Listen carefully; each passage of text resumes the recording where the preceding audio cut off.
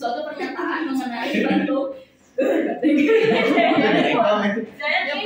Nggak apa-apa. Astagfirullah. konstitusi itu adalah suatu pernyataan mengenai bentuk dan susunan. Jadi konstitusi itu adalah suatu pernyataan mengenai bentuk dan susunan suatu negara. Gitu. Suatu pernyataan mengenai bentuk atau susunan negara yang dipersiapkan sebelum atau sesudah negara yang bersangkutan berdiri. Udah kebayang? Udah.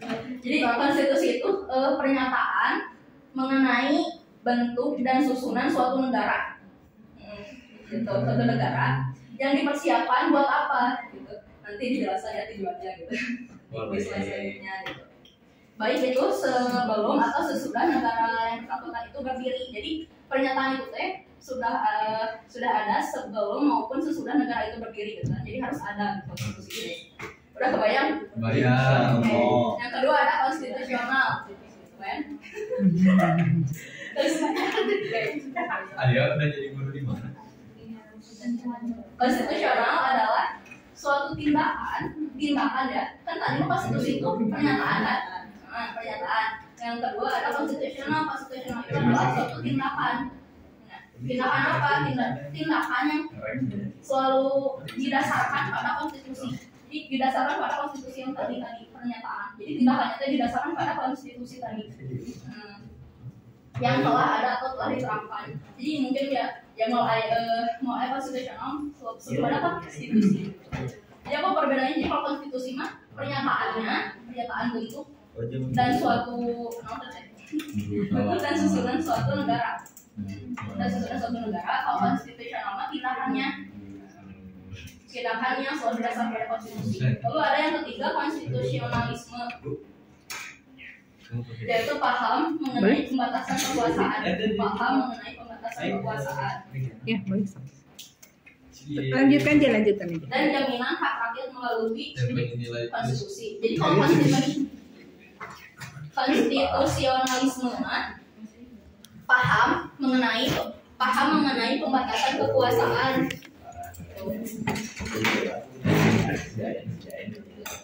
Sudah bisa membedakan? Bisa.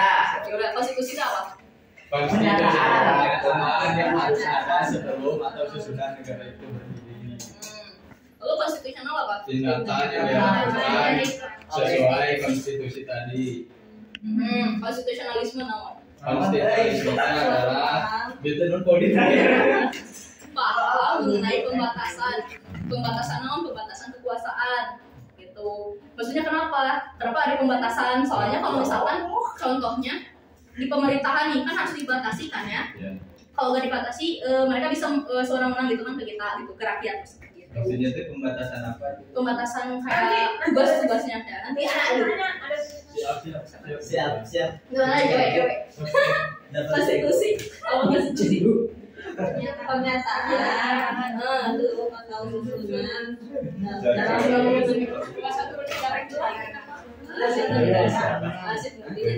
kalau konstitusional dasar-dasar konstitusi yang tadi. kalau konstitusionalisme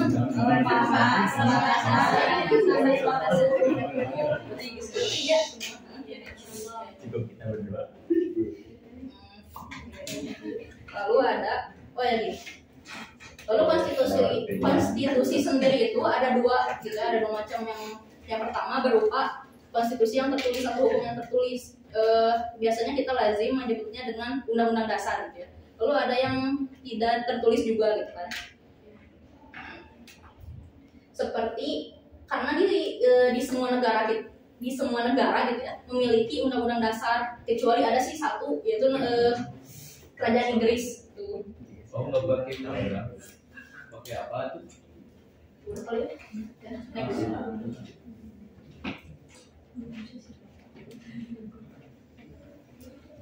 Lalu ada konstitusionalisme klasik. Tadi konstitusionalisme kita udah tahu kan, paham mengenai klasik. Pada masa sejarah konstitusionalisme klasik terdapat dua istilah yang berkaitan erat dengan pengertian konstitusi. Konstitusi tadi kan pernyataannya ingat di masa sekarang, yaitu politeia. Apa itu politeia? Sama.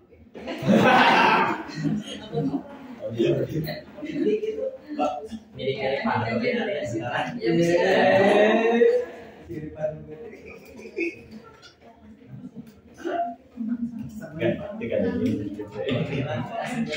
Pokoknya politia ini teh bentuk pemerintahan yang dipegang oleh seluruh rakyat untuk menjalankan kepentingan umum dan konstitutio. Lalu kedua kata tersebut adalah awal mula dasar konstitusionalisme diekspresikan oleh manusia beserta hubungan di antara kedua istilah tersebut.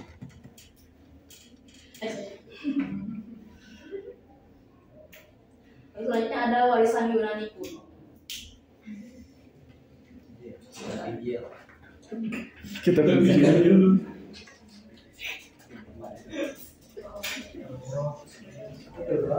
Bisa buat si Gusti itu. Gusti.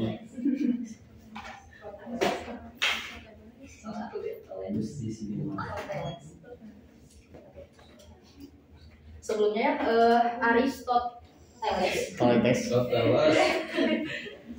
Aristoteles itu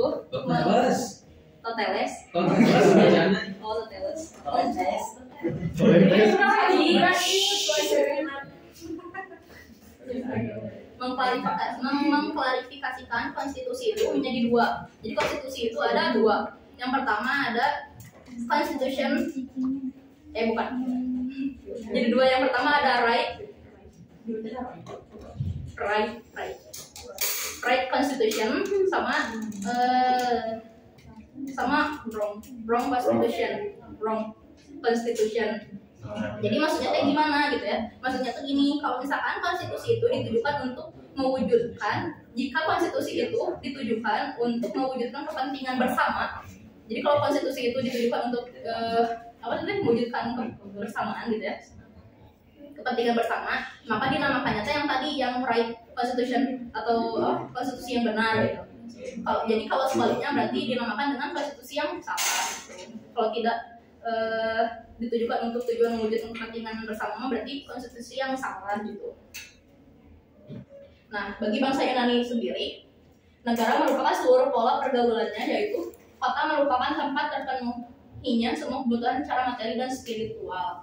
Aristoteles memahami segala maksud dari ini tuh, maksudnya tuh diartikan dengan negara, masyarakat, organisasi ekonomi sama agama gitu ya. Itu ada para filsuf Yunani cenderung melihat hukum sebagai bagian atau satu aspek saja dalam pembicaraan mereka tentang negara.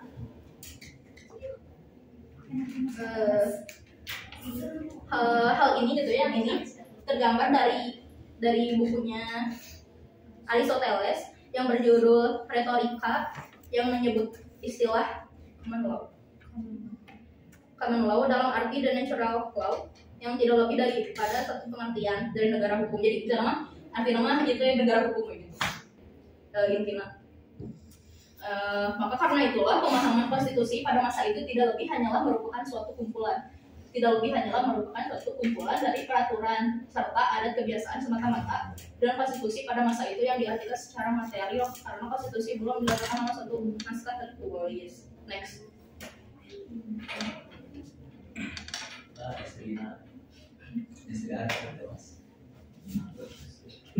Pada warisan Romawi kuno, pada zaman Romawi kuno ini perkembangan konstitusi mengalami perubahan yang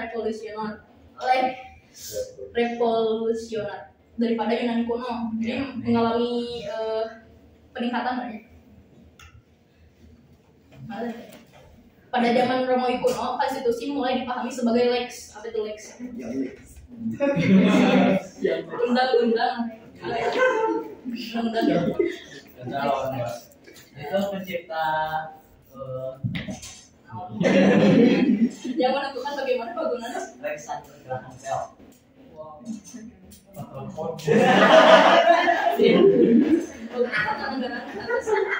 Harus dikembangkan sesuai dengan prinsip The Higher Law. Prinsip hierarki hukum juga makin dipahami secara tegas untuk kegunaannya dalam praktek penyelenggaraan kekuasaan. Jadi dari warisan Romawi kuno ini mengalami peningkatan. Ada peningkatan gitu. Ini ada revolusioner. Tuh ada warisan Islam. Nanti tiu. Konstitusionalisme, tadinya ingat kan konstitusionalisme ya. Dan piagam Madinah atas pengaruh Nabi Muhammad. Muhammad SAW banyak sekali inovasi-inovasi baru gitu ya dari Nabi Muhammad itu ternyata banyak sekali gitu ya inovasi-inovasi baru dalam kehidupan manusia gitu, yang dikembangkan menjadi pendorong kemajuannya peradaban. Salah satunya adalah penyusunan, penandatanganan, persetujuan atau perjanjian bersama di antara kelompok-kelompok penduduk kota Madinah untuk bersama-sama membangun struktur kehidupan bersama yang di kemudian hari berkembang menjadi kehidupan kenegaraan dalam pengertian modern sekarang. Jadi kehidupan kenegaraan juga dari masa dulu juga udah ada gitu ya, cuman emang dari modern sekarang baru di apa istilahnya gitu. Naskah persetujuan bersama itulah yang dikenal. Naskah yang tadi itu, naskah persetujuan bersama itulah yang dikenal sebagai Piagam Madinah.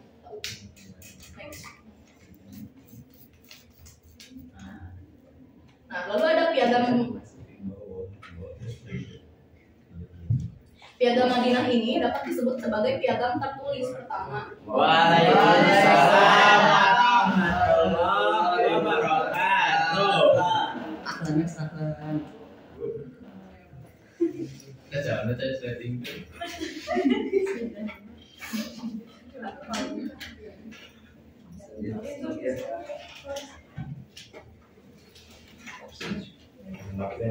piagam ini dibuat atas persetujuan bersama antara Nabi Muhammad SAW dengan wakil-wakil penduduk kota Madinah dalam sekolah baru hijrah dari Mekah ke Yatsrib pada tahun 622 Masehi. Jadi piagam tertulis piagam tertulis pertama itu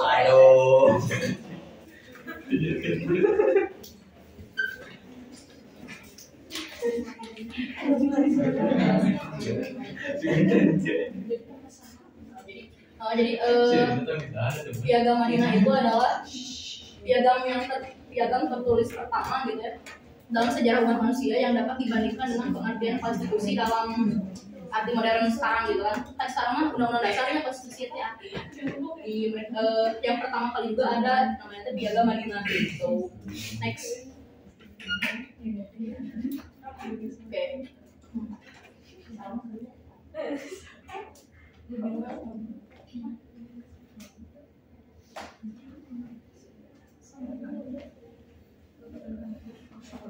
Selanjutnya ada gagasan konstitusionalisme modern. Konsep konstitusi mencakup pengertian peraturan tertulis, kebiasaan, konvensi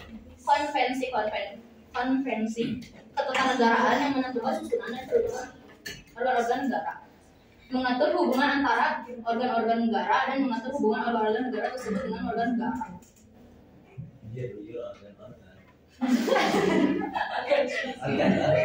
Organ-organ jenis itu bagian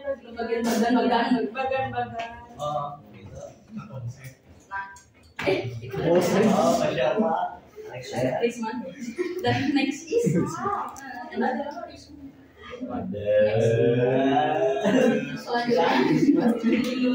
selanjutnya ada sifat konstitusi yang akan dijadikan dengan oleh rekan saya di luar.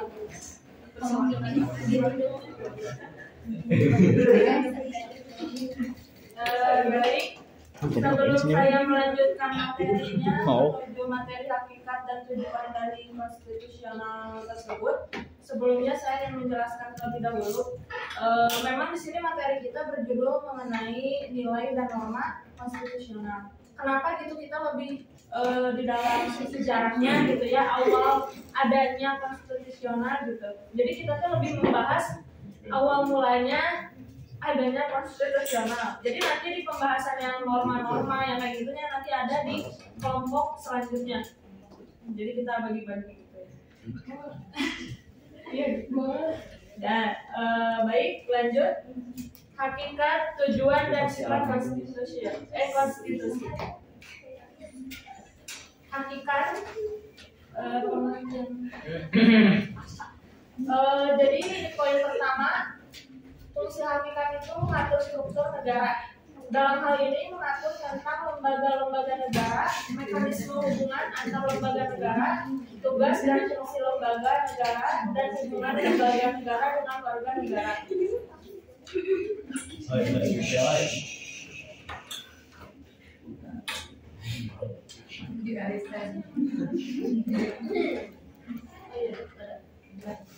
Poin yang kedua, menjamin hak asasi manusia. Pengaturan hak asasi manusia dalam konstitusi mutlak harus ada, karena hak asasi manusia merupakan hak dasar manusia yang harus diakui keberadaannya dalam hukum dasar. Sekaligus perlindungan terhadap hak asasi manusia merupakan salah satu prinsip pokok tegaknya sebuah negara hukum. Poin yang ketiga, pengakuan adanya pluralisme dalam arti bahwa suatu negara terdiri dari berbagai macam suku, ras, dan agama.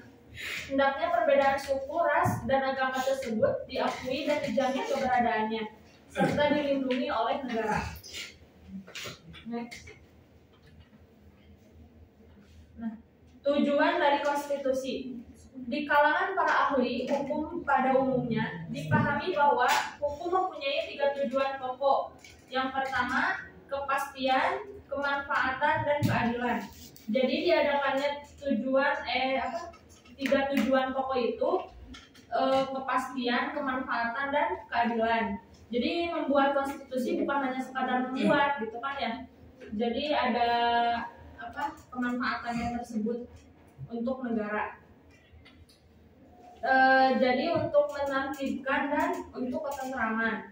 Kemanfaatan diartikan bahwa nilai-nilai hukum diharapkan dapat menjamin terwujudnya kedamaian hidup bersama. Sedangkan keadilan sepadan dengan keseimbangan, kepatutan, dan kewajaran. Karena konstitusi merupakan bagian dari hukum yang paling tinggi tingkatnya.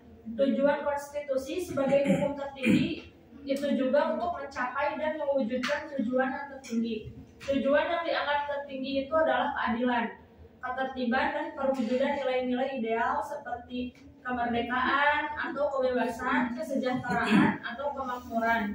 Sebagaimana dirumuskan tujuan bernegara oleh para pendiri bangsa yang bisa disebut the founding fathers and mothers.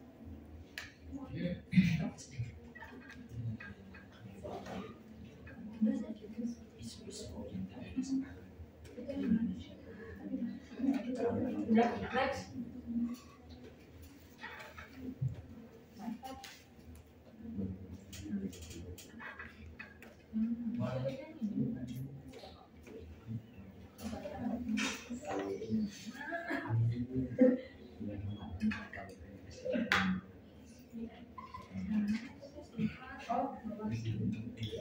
Lanjut kepada sifat konstitusi. Jadi di sisi lain yang mempunyai tujuan, adapun sifat konstitusi tersendiri. Jadi naskah konstitusi atau undang-undang dasar ya, yang biasa kita kenal, dapat bersifat luwes, fleksibel, atau kaku, rigid. Ukuran yang biasanya dipakai oleh para ahli untuk menentukan apakah suatu konstitusi bersifat fleksibel atau rigid adalah apakah terhadap naskah konstitusi itu dimungkinkan dilakukan perubahan dan apakah cara mengubahnya cukup mudah atau sulit. Dan yang kedua, apakah naskah konstitusi itu mudah atau tidak dalam mengikuti perkembangan zaman. Jadi sifatnya itu ada mengikuti zaman, ya. Jadi dibuatnya itu bisa nggak sih konstitusi itu sama dengan zamannya gitu, mengikuti zamannya. Konstitusi itu pada hakikatnya merupakan hukum dasar yang tertinggi dan menjadi dasar berlakunya peraturan perundang-undangan lainnya yang lebih rendah. Para penyusun atau perumus undang-undang dasar selalu menganggap perlu menentukan tata cara perubahan yang tidak mudah. Next. Lanjut, hakikat Undang-Undang Dasar 1945 sebagai konstitusi. Secara umum, konstitusi merupakan undang-undang dasar yang merupakan bentuk terjemahan Istilah konstitusional menjadi undang-undang dasar. Konstitusionalisme adalah paham yang perlu dijaga melalui pembentukan konstitusi. Sedangkan konstitusi merupakan hukum dasar yang dijadikan pedoman dalam menjalankan pemerintahan suatu negara. Tujuan konstitusi yaitu membatasi tindakan yang sewenang-wenang, menjamin hak-hak rakyat, dan menetapkan pelaksanaan kekuasaan yang berdaulat.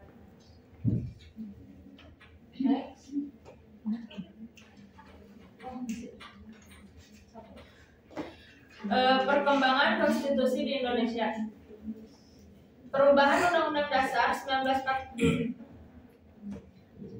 dilaksanakan secara bertahap dan salah satunya menjadi agenda tahunan MPR sejak tahun 1999 hingga perubahan keempat tahun 2002. Jadi perubahan Undang-Undang Dasar itu diadakan secara bertahap yang dimana menjadi suatu agenda MPR.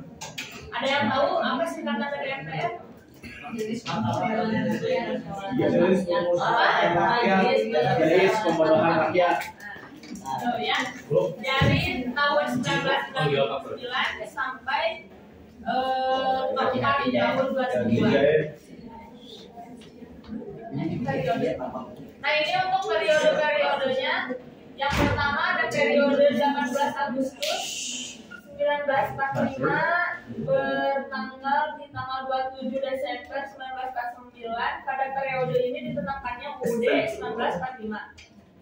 Yang kedua periode 27 Desember 1949 sampai 17 Agustus 1950. Pada periode ini konstitusinya adalah Republik Indonesia Serikat atau bisa disingkat RIS. Periode yang ke-17 Agustus 1950 hingga 5 Juli 1959. Periode ini adalah Undang-Undang Dasar sementara. Jadi UUDS 1950. Sempat pernah dibahas juga di dalam materi pembelajaran anak dasar ya, di kalau nggak salah sih kelas 6. Udah pernah dibahas gitu. Kalau yang masih ingat. Yang keempat periode 5 Juli 1959 sampai sekarang periode ini berlakunya kembali UUD. Nah jadi yang melalui periode ditetapkannya gitu berlakunya kembali Undang-Undang Dasar dari 5 Juli sampai saat ini gitu kan ya. Dengan melalui dekret presiden, jadi melalui presiden. Nah, itu kan nanti mungkin hanya sampai itu yang dapat kami jelaskan, kurang dan lebihnya mohon maaf. Lanjut ke kelompok selanjutnya. Pertanyaan dulu. Mending Apa ditampung nanti? saya rasa Bu, dua kelompok langsung nanti pertanyaan di akhir. Di akhir.